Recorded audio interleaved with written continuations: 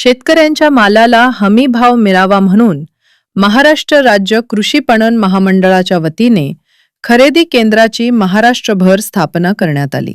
दिनांक 3 डिसेंबर रोजी इस्लापूर येथे आमदार भीमराव केराम यांच्या हस्ते हमी भाव खरेदी सेवा केंद्राचे उद्घाटन करण्यात आले.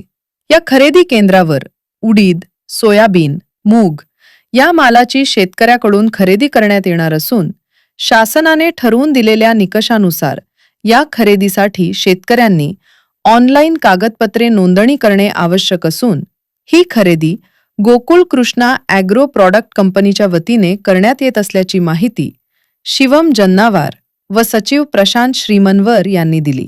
या प्रसंगी प्रथम खरेदी ही इस्लापूर येथील अमोलराम लापशेटवार यांची सोयाबीनची 91 किलोची प्रथम खरेदी करण्यात आली.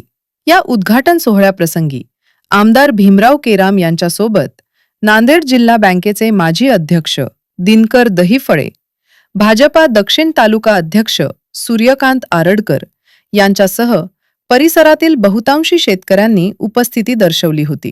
सदरील हमी खरेदी केंद्रावर शेतकऱ्यांना लाभ मिळावा व त्यांची लूट होऊ नये व व्यापारी मालामाल होऊ नये या बाबीची काळजी केंद्र चालकाने घ्यावी. या स्वरूपाच्या अपेक्षा या खरेदी केंद्राच्या उद्घाटन प्रसंगी शेतकरी वर्गातून व्यक्त केल्या गेल्या.